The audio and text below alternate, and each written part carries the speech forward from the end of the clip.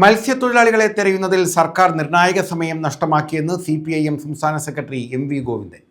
സംവിധാനങ്ങൾ കൃത്യമായി ഏകോപിപ്പിക്കുന്നതിൽ സർക്കാർ പരാജയപ്പെട്ടു. മത്സ്യബന്ധനത്തിനിടെ മരിച്ച നീണ്ടകരയിലെയും മുതലപ്പുഴയിലെയും മത്സ്യത്തൊഴിലാളി കുടുംബങ്ങളുടെ കടബാധ്യത സർക്കാർ ഏറ്റെടുക്കണമെന്നും MV ഗോവിന്ദൻ ആവശ്യപ്പെട്ടു. നീണ്ടകരയിൽ മത്സ്യബന്ധനത്തിനിടെ കാണാതായ ഗൗതം കൃഷ്ണയുടെ കുടുംബത്തെ സന്ദർശിച്ച ശേഷമായിരുന്നു MV ഗോവിന്ദന്റെ പ്രതികരണം. മത്സ്യത്തൊഴിലാളികളെ കടലിൽ കാണാതായ സംഭവത്തിൽ ഏറ്റവും നിർണായകമായ സമയം സർക്കാർ നഷ്ടപ്പെടുത്തിയെന്ന് CPM സംസ്ഥാന സെക്രട്ടറി MV ഗോവിന്ദൻ. നീണ്ടകരയിൽ കടലിൽ കാണാതായ പുത്തൻതുറ സ്വദേശി ഗൗതം കൃഷ്ണയുടെ അമ്മ രേഷ്മയെയും കുടുംബത്തെയും സന്ദർശിച്ച ശേഷം മാധ്യമങ്ങളോട് സംസാരിക്കുകയായിരുന്നു അദ്ദേഹം. മത്സ്യത്തൊഴിലാളികളെ കണ്ടെത്താൻ അടിയന്തരമായി ഇടപെടേണ്ട ആദ്യ മണിക്കൂറുകൾ സർക്കാർ നഷ്ടപ്പെടുത്തിയതാണ് ഒരു കുടുംബത്തിന്റെ ആശ്രയമായവരുടെ ജീവൻ നഷ്ടമാകുന്നതിലേക്ക് എത്തിച്ചത്. ഗൗതം കൃഷ്ണ ഉൾപ്പെടെയുള്ളവരെ ഇതുവരെ കണ്ടെത്താൻ കഴിയാത്ത സാഹചര്യമാണിത്. സംവിധാനങ്ങൾ കൃത്യമായി ഏകോപിപ്പിക്കുന്നതിൽ സർക്കാർ പരാജയപ്പെട്ടു. ഗൗതമിനെ കണ്ടെത്താൻ നാവികസേനയുടെയും കോസ്റ്റ് ഗാർഡിന്റെയും സേവനം ഉപയോഗപ്പെടുത്താൻ കഴിഞ്ഞില്ല. സംഭവത്തിൽ തനിക്കുണ്ടായ വീഴ്ച മറയ്ക്കാനാണ് മുഖ്യമന്ത്രി ശ്രമിക്കുന്നതെന്നും അദ്ദേഹം പറഞ്ഞു. നിരുത്തരവാദപരമായ നിലപാടുകളാണ്. അമ്മ തന്നെ നേരെ ഫിഷറീസ് ഡിപ്പാർട്ട്മെന്റിന്റെയും ഗവൺമെന്റിന്റെയും മുമ്പിൽ ശക്തിയായ പ്രതിഷേധവുമായി ചെന്നതിന് ശേഷം മാത്രമാണ് എട്ടാമത്തെ ദിവസം സത്യം പറഞ്ഞാൽ ഫലപ്രദമായ രീതിയിലുള്ള തിരച്ചിൽ തന്നെ നടത്തുന്നത്. ഒരു മാനസികാവസ്ഥ അതാണ്. അപ്പോഴാണ് നമ്മുടെ മുഖ്യമന്ത്രി പരസ്യമായിട്ട് പറയുന്നത് ചരിത്രത്തിലെ ഏറ്റവും വലിയ തിരച്ചിലാണ് നടത്തിയതെന്നാണ്. ആദ്യം മുതൽ തിരച്ചിലേ നടത്തിയിരുന്നില്ല.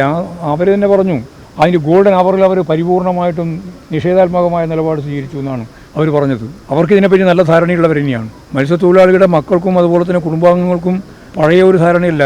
ഞാൻ ജോണിൻ്റെ വീട്ടിൽ പോയപ്പോൾ ജോണിൻ്റെ വീട്ടിൽ അവരുടെ മൂന്ന് മക്കളും നല്ല വിദ്യാഭ്യാസമുള്ളവരാണ്. അതിൽ മൂത്ത കുട്ടി എന്ന് പറയുന്നത് PhDക്ക് പഠിക്കുകയാണ്.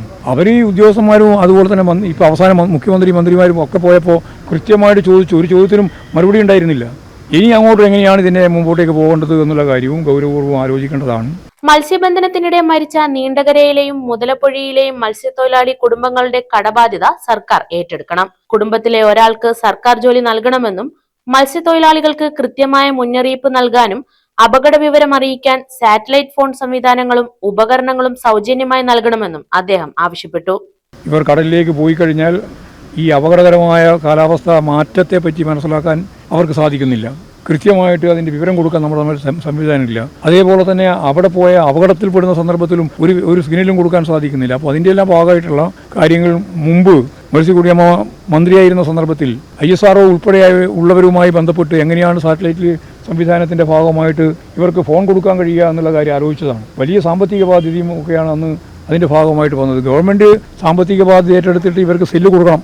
ഈ ISRO രൂപപ്പെടുത്തി വളർത്തിയെടുത്ത വളരെ പ്രധാനപ്പെട്ട ഒരു സംവിധാനം വരെ കയ്യിലുണ്ട്. സാറ്റലൈറ്റ് ഫോമുണ്ട്, അത് കൊടുക്കണം.